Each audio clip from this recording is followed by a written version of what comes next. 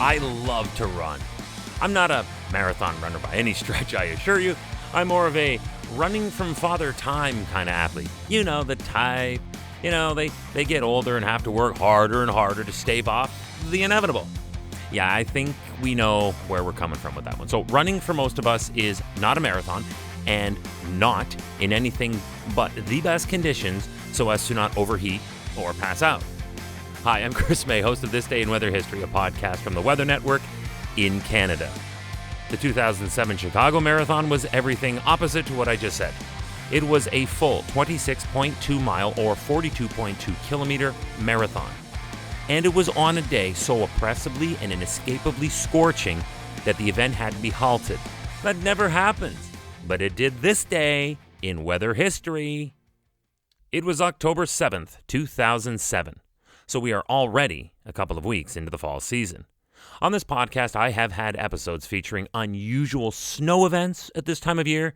You remember the September 28th edition happened in 2019, that heavy snow in Alberta. And hey, mark this one down. Coming up October 13th is the burying of Fort Erie and Buffalo, New York back in 2006. But today we feature the LaSalle Bank Chicago Marathon that cut short for the first time in its history because of the hundreds of runners that suffered heat-related illnesses while pushing themselves beyond their limits across oven-hot streets. 35,000 runners had come from around the world. That's not even including the Americans that were there as well, so there was closer to 45,000 runners. They were competing in one of the preeminent marathon events. And I know many marathon runners myself. They are tough and they're very resilient people. They run in whatever weather conditions, even the most challenging, and yes, that includes hot, muggy days. But this day was just too much. The official suspension of all runners happened about 3.5 hours after the start gun. It was 87 degrees Fahrenheit, or 30 degrees Celsius.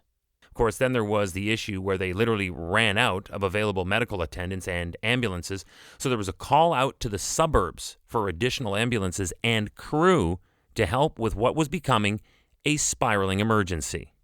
Here are some numbers. 45,000 registered runners. 25,000 finished the course. 315 runners were taken directly from the course by ambulance with heat-related conditions. 5 stayed overnight that Sunday night in hospital in serious or critical condition. 1 man died. City and suburban ambulances took 146 people to hospital.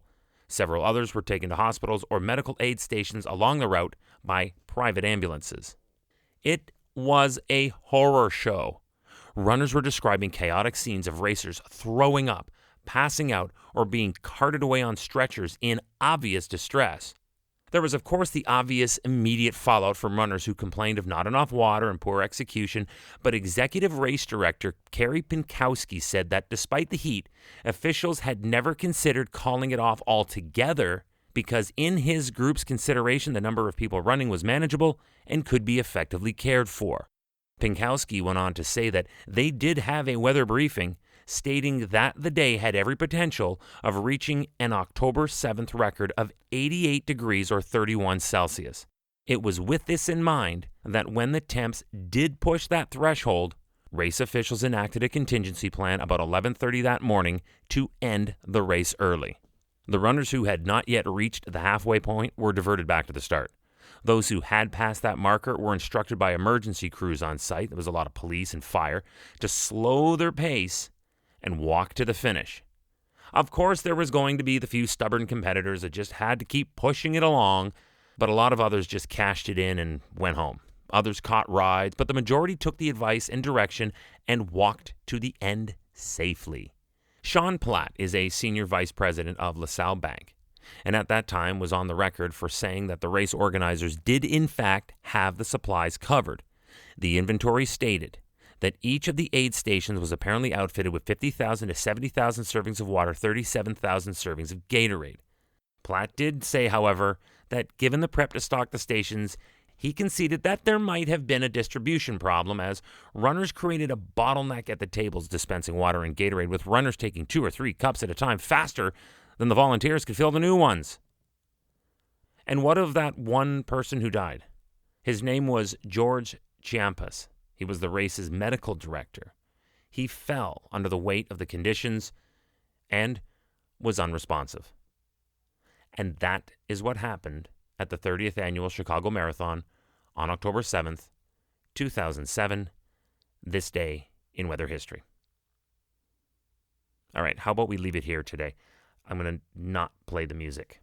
Just to let you know, tomorrow is October 8th, and on this day, we experienced Hurricane Michael, the first Category 5 hurricane to strike the contiguous United States since Andrew in 1992. It was on this day in weather history.